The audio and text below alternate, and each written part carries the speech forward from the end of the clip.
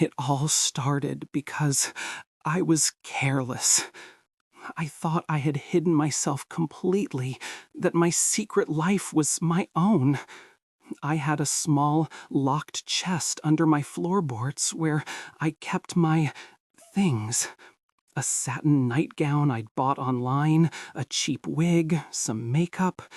It was a fragile escape, a few stolen hours where I could pretend to be someone else, someone soft and unburdened.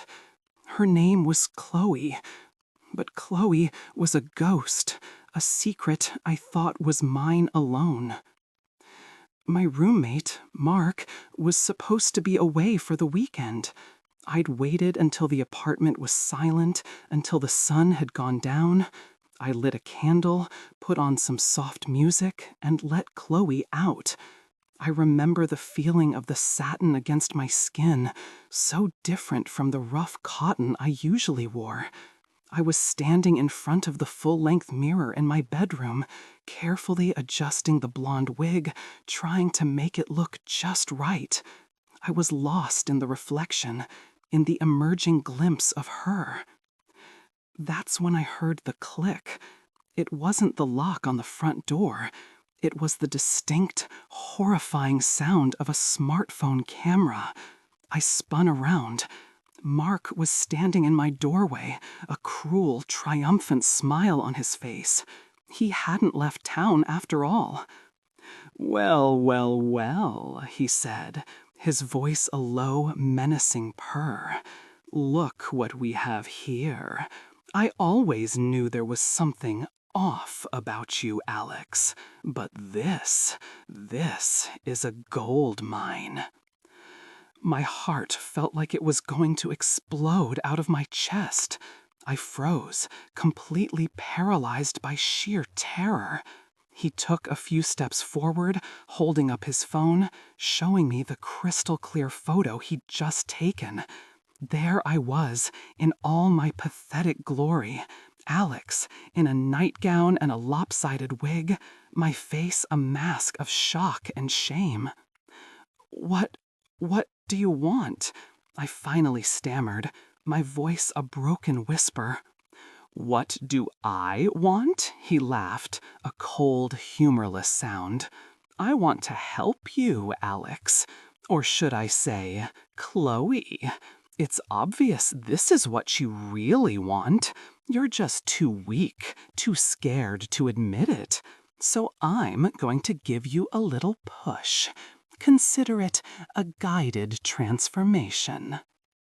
He laid out his terms. This wasn't about money. It was about control.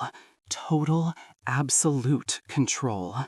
He had a plan, he said, a curriculum. I was to follow every instruction without question, without hesitation. If I refused, if I argued, if I tried to back out, the photo would be sent to everyone.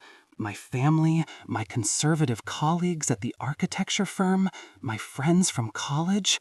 He would attach my name and address. He would destroy the life I had spent decades building. The first phase was humiliation. He started small. He made me shave my entire body. My legs, my chest, my arms. He stood in the bathroom doorway, arms crossed, watching me to make sure I did a thorough job. The feeling of the smooth, hairless skin was both shaming and, to my horror, deeply affirming. Next, he gave me a set of clear, glossy nail polish. "I want your nails to always be done," he said. "It's a constant reminder." He then took me shopping, not online, in person. He marched me into a crowded department store and straight to the women's lingerie section. My face was burning. I was sweating. I wanted to die. He would hold up lacy thongs and satin bras, speaking loudly. "What do you think, Chloe? Will this fit you? You need to be measured, don't you think?" The female shop assistants gave us strange, knowing looks. I was forced to be measured and to purchase a full set of intimate wear. The entire time, Mark's phone was in his hand, a silent threat. But that was just the warm-up. The real blackmail began when he introduced the concept of verification. He made me create social media profiles for Chloe. At first, they were private, just for him. He would demand I pose for pictures. Not sexy pictures, but humiliating ones. Me in a frilly apron cleaning the kitchen. Me trying and failing to walk in the low-heeled pumps he'd bought me. He said it was to document my progress. I knew it was to add to his arsenal of ammunition. The pressure was relentless. My male persona, Alex, was crumbling under the strain. I was constantly anxious. My performance at work began to slip. All I could think about was what Mark would demand next. He started controlling my diet, putting me on a strict regimen to slim me down. He banned me from the gym, saying he didn't want me building any more muscle mass. "We're going for a softer, more feminine look, Chloe," he'd say.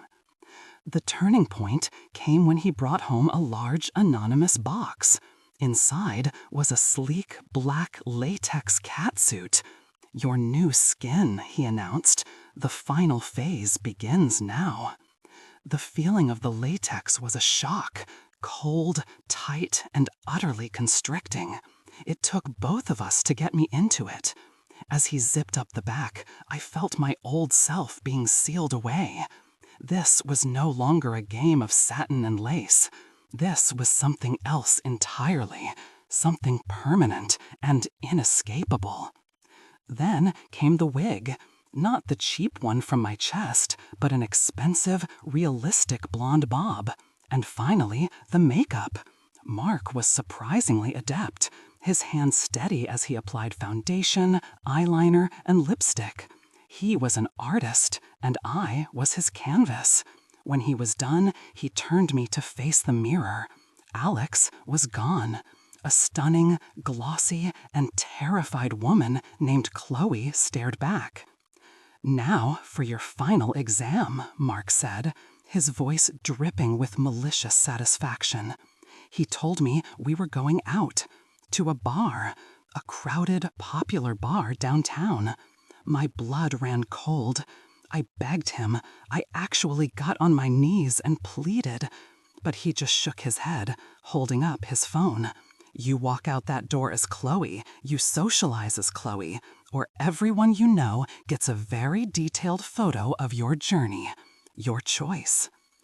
The walk from the car to the bar was the longest of my life. Every sound was amplified. Every glance felt like a laser burning into my skin. I was certain everyone could see the man beneath the latex and makeup. But something strange happened. In the dim, pulsating light of the bar, no one gave me a second look. To them, I was just another girl in a daring outfit. Men bought me drinks, their eyes lingering on the curves of the latex. They called me beautiful and sexy. They talked to Chloe, and I, trapped inside her, had to respond. My voice, which I'd been practicing in whispers, came out as a soft, high-pitched trembling. I giggled when they made jokes. I batted my false eyelashes. Mark watched from a distance, a proud puppeteer. He would send me text commands. "Go dance with that guy in the blue shirt. Laugh louder. Let him put his arm around you." I was his marionette, and he was pulling every string. The humiliation was absolute, but beneath it, a terrifying and thrilling current of validation began to flow. These people saw a woman. They desired the woman I was pretending to be. The line between pretense and reality began to blur into nothing. When we got home, I was emotionally and physically exhausted. I expected him to gloat, to revel in his victory. But he was quiet. He helped me out of the latex, his movements almost reverent. He looked at me, the makeup smeared, the wig askew, and he didn't see Alex anymore. He only saw Chloe. "You see," he said softly, his earlier malice gone, replaced by a calm, unsettling certainty. You see how much better it is? How much more natural? You were never meant to be Alex. You were always my Chloe. The blackmail, it was just the key to unlock the real you. And the most terrifying part of it all was that a part of me, a part that was growing larger every second, believed he was right. The fear of exposure was still there, a cold knot in my stomach, but now it was tangled up with a desperate, shameful need to please him, to be his perfect creation. He no longer needed to blackmail me with a photo. He had blackmailed me into becoming myself, and that was a prison from which I knew I could never, ever escape. My old life was gone. All that was left was Chloe, and the silent, awful understanding that this was what I had truly wanted all along.